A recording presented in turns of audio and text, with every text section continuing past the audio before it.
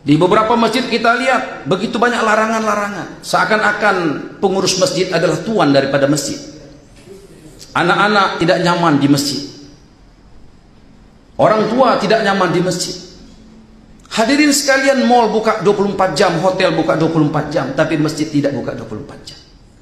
1 juta masjid ini harusnya menyumbang begitu banyak kebaikan bagi Indonesia. Baginda Nabi membangun 1 masjid, tapi kebaikannya tersebar di seluruh alam.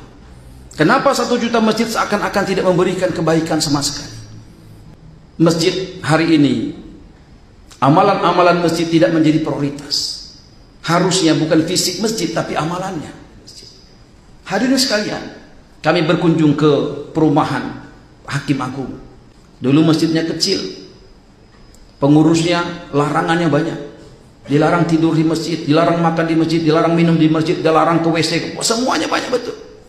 Akhirnya masjidnya sepi, dan kemudian pengurusnya mati. Ganti pengurus Pak Paujan, berubah cakrawalanya. Bagaimana menjadikan masjid menjadi tempat menyenangkan. Alhamdulillah sekarang Grab datang ke masjid. Walaupun tadi tidak sholat, hanya ke WC dibiarkan, tapi lama-kelamaan Grab pun sholat di sana. Disediakan makanan di sana, disediakan es krim untuk anak-anak di sana. Subhanallah, hari ini masjidnya 4 lantai. Jamaahnya penuh tumpah ruah. Setiap Jumat disediakan ribuan kotak makan makanan. Singa ganas saja dari hutan kalau dikasih makan, hari-hari dikasih makan, lama-lama jinak itu singa. Kenapa umat hari ini tidak jinak ke masjid? Saya tanya kepada anak-anak muda yang di terminal, kenapa kalian tidak ke masjid? Mereka katakan, Pak, kami bukan nggak mau ke masjid, kami ke masjid malas. Di masjid sombong-sombong, Pak. Imam masjidnya sombong, jamaahnya sombong, pengurus masjidnya sombong, nggak ada senyum di masjid. Kalau di terminal ini, Pak, kami 1 gelas kopi bisa sama-sama. Kami bertegur sapa, saling senyum di sini, Pak. Enak. Saya catat. Kami datang ke mall, kami tanya anak-anak ABG, kenapa kalian tidak datang ke masjid? Masjid panas, Pak. Di mall dingin. Di masjid tidak ada senyum. Di mall walaupun satpamnya nampak bengis, kumis tebal, tapi senyumnya manis. Kami tanya anak-anak yang kemudian nongkrong di PlayStation, kenapa kalian tidak ke masjid? Pak, kami di masjid sering dimarahi, Pak. Kami diusir di masjid, jadi kami lebih senang main PlayStation di sini. Di sini dikasih teh botol dingin, Pak.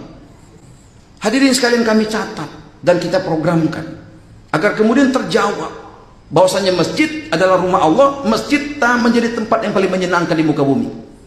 Maka alhamdulillah preman-preman kita undang datang untuk makan ngopi di masjid. Mereka tidak sholat, kita biarkan. Hari kedua begitu, lama-kelamaan mereka nggak hati-hati kemudian sholat.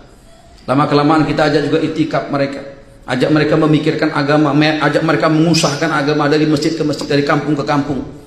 Hari ini anak-anak muda yang tadinya orang tuanya tidak lagi menganggap mereka sebagai anak, hari ini mereka ditanya terus sama orang tuanya. Kita minta anak-anak muda tampil ke depan. Mantan-mantan preman tadi dengan tatonya tampil ke depan membaca kitab. Mereka katakan, Pak, saya nggak bisa bahasa Arab. Enggak usah dibaca Arabnya, saya juga nggak ngerti bahasa Arab. Udahlah, kamu baca yang kamu ngerti aja, bahasa Indonesia aja. Maka dia baca padilahnya sholat, bahaya meninggalkan sholat. Belum dibaca, preman ini menangis, Pak. Tato kiri, tato kanan, menangis. Orang tanya, Pak, kenapa kok disuruh preman yang baca? Nggak apa-apa, biarkan saja. Daripada megang botol, mendingan megang kita. Subhanallah, lama-kelamaan mereka memperbaiki bacaan Qur'annya.